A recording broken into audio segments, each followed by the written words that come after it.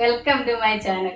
എല്ലാവരും സുഖമായിട്ടും സന്തോഷമായിട്ടും ഇരിക്കുകയാണെന്ന് ഞാൻ വിശ്വസിക്കുന്നു. ഇന്ന് ഞാൻ തയ്യാറാക്കാൻ പോകുന്നത് നല്ല ഹെൽത്തി ആയിട്ടും ടേസ്റ്റി ആയിട്ടും ഉള്ള മുരിങ്ങയിലക്കറിയാണ് തയ്യാറാക്കി കാണിക്കുന്നത്.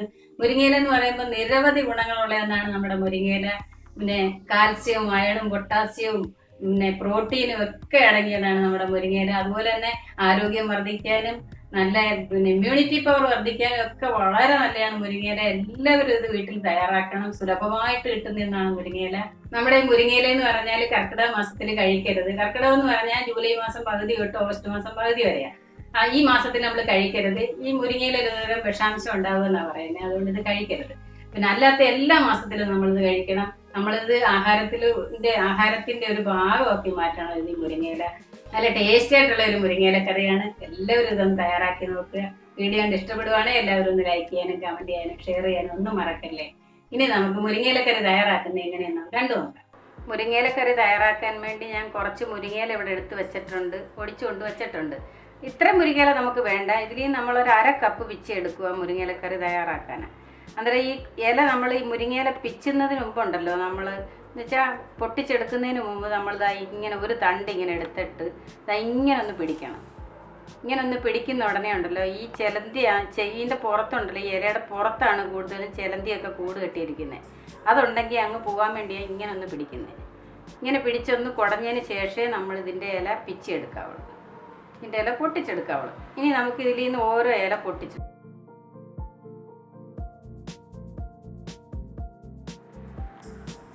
ഇങ്ങനെ പൊട്ടിക്കണം. കണ്ട ചെറിയ തണ്ട് പോലും വരത്തില്ല ഇങ്ങനെ ആകുമ്പോൾ. എല്ലാ ഇലയും ഇങ്ങനെ നുള്ളിയെടുക്കണം. 1/2 കപ്പ് മുരിങ്ങയിലയും പിച്ചി എടുത്തിട്ടുണ്ട്. ഇതെന്ന് പറഞ്ഞാൽ വാട്ടിയെടുക്കുമ്പോൾ ഉണ്ടല്ലോ, ഇത് വഴറ്റിയെടുക്കുമ്പോൾ ഇത് കുറച്ചേ കാണത്തുള്ളൂ. ഇത് ഇത്രയും പോലും കാണത്തില്ല, അറിയാം. വാഴുമ്പോൾ ഇത് വളരെ കുറച്ചേ കാണത്തുള്ളൂ. പണ്ടൊക്കെ എന്ന് പറഞ്ഞാൽ ഒറ്റത്തണ്ട് മുരിങ്ങയില എടുക്കത്തുള്ളൂ. ഞാനിത് ഇത്ര എടുത്തന്നേ ഉള്ളൂ. ഇത്ര എടുക്കണം നമുക്ക്, അന്നേരം ഒന്നുകൂടെ രുചി കിട്ടും. ഇനി ഇത് നമുക്കൊന്ന് കഴുകി കൊണ്ടുവരാം. കുറച്ച് വെള്ളം ഒഴിച്ചൊന്ന് കഴുകണം. അതിനെ ഈ പാത്രത്തിലേക്ക് ഇടുക. ഇനി നമുക്കിത് കുറച്ച് വെള്ളത്തിലൊന്ന് കഴുകാം. വല്ല പൊടിയോ വല്ലതും ഉണ്ടെങ്കിൽ അങ്ങ് പോകാനാണ്. ഇങ്ങനെ ഒലച്ച് കഴുകും, വിരലുപയോഗിച്ച് ഇങ്ങനെ. ഇതിന് വെള്ളം പിടിക്കത്തില്ല കേട്ടോ. മുരിങ്ങയിലയുടെ പ്രത്യേകം എന്ന് വെച്ചാൽ ചേമ്പല പോലെ വെള്ളം പിടിക്കത്തില്ല. എന്നിട്ട് നല്ല പോലെ ഒന്ന് കഴുകി വാരണം.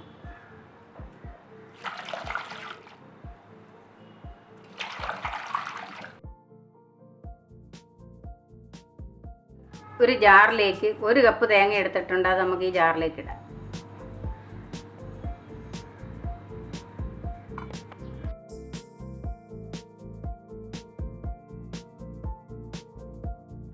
ഇനി നമുക്കിതിലേക്ക് 1/4 ടീസ്പൂൺ മുളക് പൊടി, അതായത് കാശ്മീരി ചില്ലി പൗഡറാണ് ഞാൻ എടുത്തിരിക്കുന്നത്. ഇതിന് നല്ല കളർ, അതുകൊണ്ടാണ് ഞാൻ 1/4 ടീസ്പൂൺ എടുത്തത്.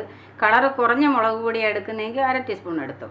ഈ കറി എന്ന് പറഞ്ഞാൽ നല്ല വെളുത്തിരിക്കണം, അധികം കളർ പാടില്ല. അതാ ഈ മുരിങ്ങയില കറിയുടെ പ്രത്യേകത. 1/2 ടീസ്പൂൺ ജീരകം, 3 കഷ്ണം ചുവന്നുള്ളി. ഞാനൊരു 3 അല്ലി വെളുത്തുള്ളിയും കൂടി ഇടുക. ഓപ്ഷനല്ല, ഇത് വേണമെങ്കിൽ ഇട്ടാൽ മതി കേട്ടോ. പണ്ടൊക്കെ എന്ന് വെച്ചാൽ ചുവന്നുള്ളിയും ജീരകവും അരച്ച് ചേർത്തായിരുന്നു തയ്യാറാക്കുന്നത്. ഇപ്പോൾ പിന്നെ എല്ലാവരും വെളുത്തുള്ളി ചേർക്കുമല്ലോ എല്ലാത്തിലും. അതുകൊണ്ട് ഞാനൊരു 3 അല്ലി വെളുത്തുള്ളിയും കൂടി ചേർത്തേക്കുക. ഇനി നമുക്കിതിലേക്ക് ഒരു 4 ടേബിൾ സ്പൂൺ വെള്ളം ഒഴിക്കാം. കുറച്ച് വെള്ളം ഒഴിച്ചാൽ മതി കേട്ടോ, കാര്യം ഇത് ചാടിപ്പോവും ചിലപ്പോൾ. നല്ലപോലെ അരച്ച് കൊണ്ടുവരാം, എന്ന് വെച്ചാൽ നല്ലപോലെ പേസ്റ്റാക്കി കൊണ്ടുവരാം. അതുകൊണ്ട് ഇത് നല്ലപോലെ അരച്ച് കൊണ്ടുവന്നിട്ടുണ്ട്, പേസ്റ്റാക്കി കൊണ്ടുവന്നിട്ടുണ്ട്. 2 വറ്റൽമുളക് എടുത്ത് 2ആയിട്ട് മുറിച്ച് വെച്ചിട്ടുണ്ട്. ഒരു 4-5 കഷ്ണം ചുവന്നുള്ളി. ഈ ചുവന്നുള്ളി ഒന്ന് ചെറുതായിട്ട് കട്ട് ചെയ്യാം. ഇതൊന്ന് കടുക് വറക്കാൻ വേണ്ടിയിട്ടാണ് നമ്മൾ ഈ ഉള്ളി അരിയുന്നത്. 2 വറ്റൽമുളകും എടുത്ത് മുറിച്ച് വെച്ചിട്ടുണ്ട്. ഇങ്ങനെ വട്ടത്തിൽ അരിയണം ചെറിയ ഉള്ളി.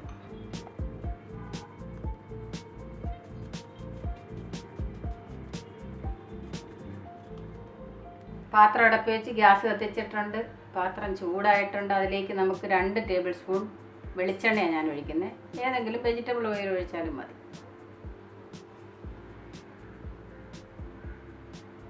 എണ്ണ ചൂടായിട്ടുണ്ട്. അതിലേക്ക് 1/4 ടീസ്പൂൺ കടുക്.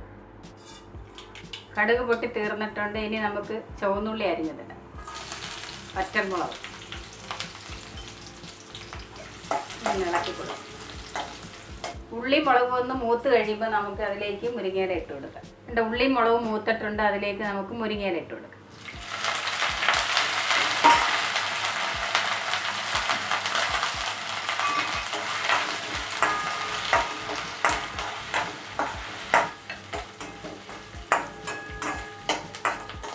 മുരിങ്ങയില ഒന്ന് വാടിക്കഴിഞ്ഞിട്ട് നമുക്ക് ഈ അരപ്പ് ചേർക്കാനൊക്കെ കണ്ട നമ്മുടെ മുരിങ്ങയിലയൊക്കെ വാടിയിട്ടുണ്ട്. അതിലേക്ക് നമ്മൾ അരച്ച് വെച്ച അരപ്പ് ചേർക്കുക. ഇനി അതിലേക്ക് നമ്മുടെ കുറച്ച് വെള്ളം ഒഴിച്ച് നമ്മൾ അരച്ച ജാറിലൊഴിച്ച് കലക്കി ഒഴിക്കുക. ഇനി നമ്മൾ 1 കപ്പ് വെള്ളം കൂടെ ഒഴിച്ചു കൊടുക്കുക. എത്ര ഗ്രേവി വേണോ അതനുസരിച്ച് ഒരുവിധം കുറുകിയിരിക്കണം, ഒരുപാടങ്ങ് ലൂസ് ആവരുത് കേട്ടോ. ഇനി 1 കപ്പ് വെള്ളം കൂടെ ഒഴിക്കുക. 1 ടീസ്പൂൺ ഉപ്പ് ഇടുക. ഉപ്പ് ടേസ്റ്റ് അനുസരിച്ച് ഇടുക.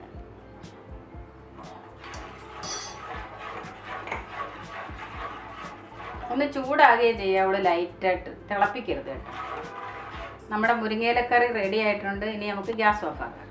ഒന്ന് ചെറുതായിട്ട് ചൂടായാൽ മതി കേട്ടോ, തിളക്കരുത്. നല്ല ടേസ്റ്റി ആയിട്ടുള്ളൊരു മുരിങ്ങയിലക്കറിയാണ്. നല്ലൊരു ഒഴിച്ചുകറിയ. എല്ലാവരും ഇതൊന്ന് വീട്ടിൽ തയ്യാറാക്കി നോക്കുക.